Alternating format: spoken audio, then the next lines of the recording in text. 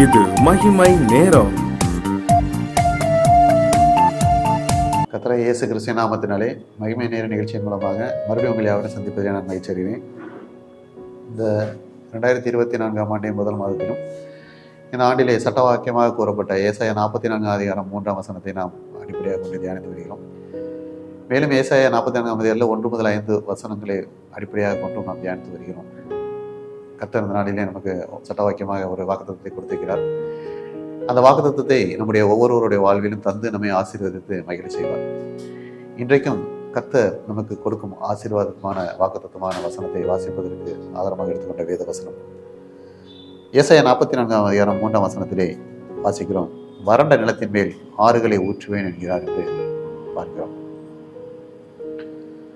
வறண்ட நிலம், தண்ணீர் இல்லாத, செழிப்பில்லாத, வறட்சியான ஒரு இடம். வறண்ட நிலங்கள், வனாந்திரம் போன்ற இடங்களிலே எந்த ஒரு செழிப்பும் இருக்காது. அங்கே குறைவுகள் காணப்படும். அது வறட்சியாக காணப்படும், வெறுமையாக காணப்படும். ஆனால் கர்த்தர் என்ன சொல்கிறார்? அதன் மேல் ஆறுகளை ஊற்றுவேன் என்று. வறண்ட நிலத்திலே ஒருவேளை சிறிய ஒரு மழை பெய்தால் என்றால் அதன் நிலம், அதன் மேல்புறம் மட்டும் சிறிதாக நடைபெறும். மறுபடியுமாக வெயில் ஏறினவுடனே அது மறுபடியுமாக காய்ந்துவிடும்.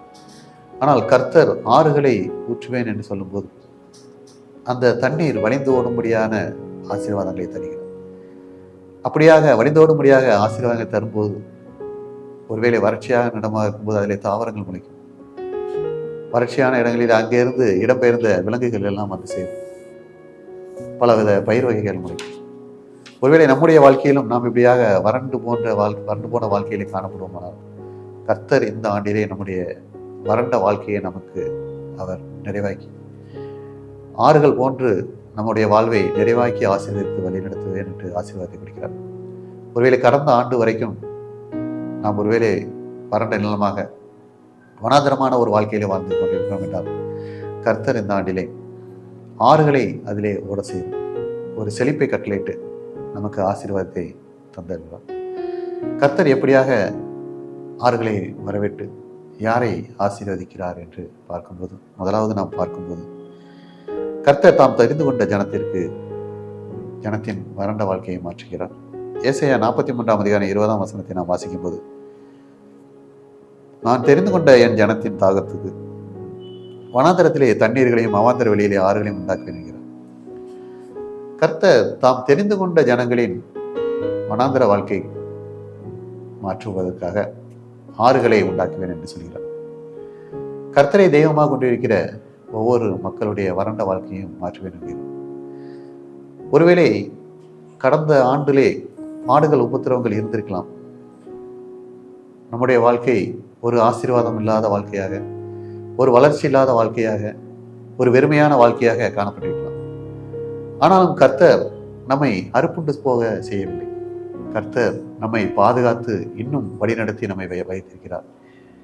ஒருவேளை பாதைகள் வனாந்தரமாக காணப்படலாம், நம்முடைய வாழ்க்கை வனாந்தரமாக காணப்படலாம். அந்த வறண்ட நிலத்திலே கர்த்தர் இந்த ஆண்டிலே ஆறு போன்ற ஆசீர்வாதங்களை நாம் பெற்றுக்கொள்ள செய்து மறுபடியுமாக நம்முடைய வாழ்க்கையை பரிபூர்ணமடைய செய்வார். ஏனென்றால் அவர் தெரிந்து கொண்ட ஜனத்தை அவர் ஆசீர்வதிக்கிறார். தெரிந்து கொண்ட ஜனத்தினுடைய வறண்ட வாழ்க்கையை மாற்றுகிறார். அவருடைய வாழ்க்கையிலே ஒரு செழிப்பை உண்டாக்குகிறார். கர்த்தரிடத்திலிருந்து நாம் ஆசீர்வாதங்களை பெற்றுக்கொள்ள அவரிடத்தில் நாம் கிட்டி சேர வேண்டும். அதிகமாக அவரை இன்னும் அதிகமாக நாம் அவரை பற்றிக்கொள்ள வேண்டும். கர்த்தர் தெரிந்து கொண்ட ஜனம் எப்படியாக காணப்பட வேண்டும் என்று கர்த்தர் விரும்புகிறாரோ அதன்படியாக நாம் நம்முடைய வாழ்க்கையை அமைத்துக் கொள்ளும் போது கர்த்தர் நம்மை ஆசீர்வதித்து மகிழ செய்வார். அவர் ஆறு போன்று நிரம்பி வழிகிற ஆசீர்வாதங்களை தருவார். அப்பொழுது நாம் இழந்து போன எல்லாவற்றையும் நாம் பெற்றுக்கொள்வோம். நம்மை விட்டு சென்ற எல்லா ஆசீர்வாதங்களும் நம்மை திரும்பி வரும் என்பதை நாம் அறிந்து கொள்ள வேண்டும். இரண்டாவதாக நாம் பார்க்கும்போது கர்த்தர் தம்முடைய பிள்ளைகள் நடுவிலே வந்து வாசம் பண்ணி அவருடைய வறண்ட வாழ்க்கையை நீரூற்றுகளாக, ஆறுகளாக மாற்றுகிறார். ஏசாயா 33 அதிகாரம் 21ஆம் வசனத்தை நாம் வாசிக்கும் போது, மகிமையுள்ள கர்த்தர் அங்கே நமக்கு மகா விசாலமான நதிகளும் ஆறுகளும் உள்ள ஸ்தலம் போல இருப்பார் என்று வாசிக்கிறோம். கர்த்தர் நாம் இருக்கும் இடங்களிலே வந்து நம்முடைய வறண்ட வாழ்க்கையை மாற்றி நம்முடைய வாழ்க்கையை செழிப்பாக்கும்படியாக நதிகளும் ஆறுகளுமாக அவரே காணப்படுவார். நம்முடைய வாழ்க்கையிலே நாம் பல்வேறு சூழ்நிலைகளிலே நாம் பல இழப்புகளை சந்தித்திருக்கிறோம்.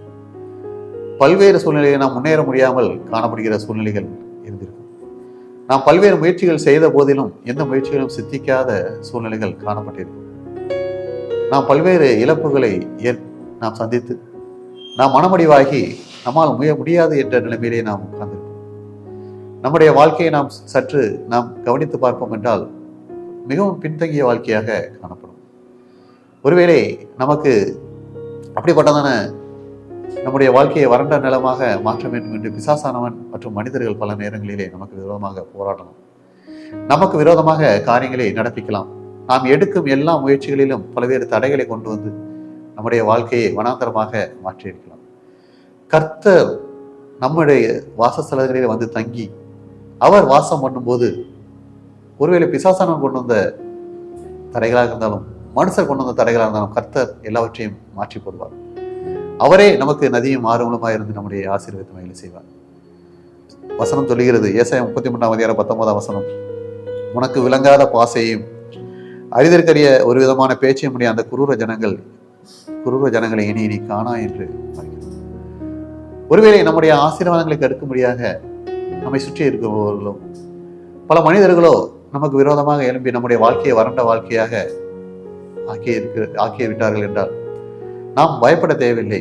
கர்த்தரை நம்பி கர்த்தரை நம்மிடமாக அழைப்போம். இயேசுவை நாம் அழைக்கும் போது அவர் நம்மிடத்தை வந்து தங்குவார். அவர் வந்து தங்கும் போது நமக்கு விரோதமாக யாரும் நிற்க முடியாது. அவர் நமக்கு யுத்தம் பண்ணுகிறார். அவர் என்ன சொல்கிறார்? இனி முன்னே நம்மை வறண்ட வாழ்க்கைக்கு நேராக அழைத்து சென்ற பிசாசானவனோ மனிதர்களும் அவருடைய வல்லமைகளோ எதுவுமே நம்மை இனிமே மேற்கொள்ளாது. அவர்களுடைய அதிகாரங்கள் நம்முடைய வாழ்க்கையிலே மேற்கொள்ளாது. அவர்களை நாம் காணவே மாட்டோம் என்று கர்த்தர் சொல்கிறார். ஏனென்றால் கர்த்தர் வந்து தங்கியதனால் பிசாசானவன் ஓடி விடுவான். நமக்கு விரோதமாக எழும்பின மனிதர்களை அவரே துரத்தி விடுவார். ஒருவேளை நாம் வறண்ட வாழ்க்கையாக இருக்கிறோம், வறண்ட நம்முடைய ஆசீர்வாதம் இல்லாதவருக்கு நாம் வேறு இடத்துக்கு செல்ல வேண்டும் என்று நாம் நினைத்திருப்போம். ஆனால் கர்த்தர் சொல்கிறார், நம்மை கர்த்தர் தேடி வந்து நம்மை அந்த ஸ்தலத்திலே ஆசீர்வதிப்பார். நமக்கு விரோதமாக எழும்பி நம்முடைய வாழ்க்கையை வறண்ட நிலமாக மாற்றினவர்களை அங்கிருந்து விரட்டி விடுவார்.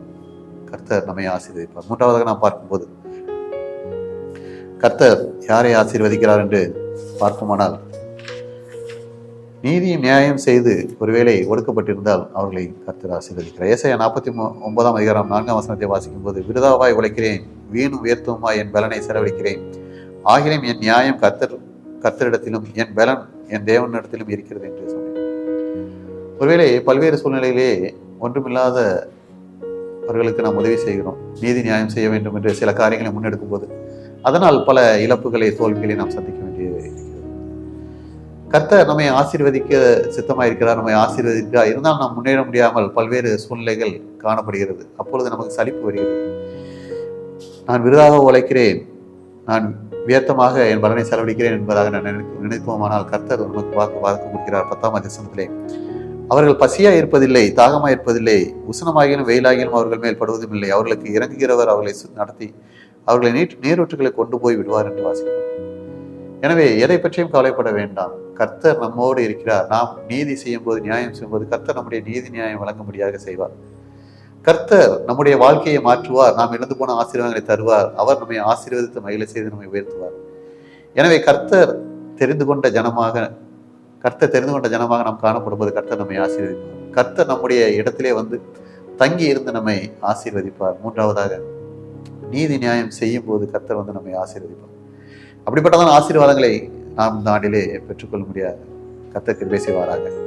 எனவே வறண்ட நிலம் போன்று ஒருவேளை நம்முடைய வாழ்க்கை காணப்பட்டாலும் கர்த்தர் அதை செழிப்பான நீரூற்ற மாற்றி நம்மை ஆசீர்வதித்து மகிழ செய்வார். அப்படிப்பட்டதான கிருபைகளை கர்த்தர் நமக்கு தந்தவராக ஆமென். ஜெபம். கர்த்தாவே, நாளிலும் ஒவ்வொருடைய வறண்ட வாழ்க்கையும் இந்த ஆண்டிலே நிறைவாக்கி ஆண்டவரே ஆறுகளையும் நீரூற்றுகளையும் உருவாக செய்து ஆசீர்வதிப்பேன் என்று சொன்னது போல ஆண்டவரே வறண்ட நிலம் போல என்ற ஒவ்வொருடைய வாழ்க்கையும் நீர் மாற்றி நீரூற்றுகளை தந்து நீர் அவர்களை ஆசீர்வதித்து மகிழ செய்ய வேண்டுமா? இயேசு கிறிஸ்துவின் மூலம் ஜெபிக்கிறோம் நல்ல பிதாவே. ஆமென்.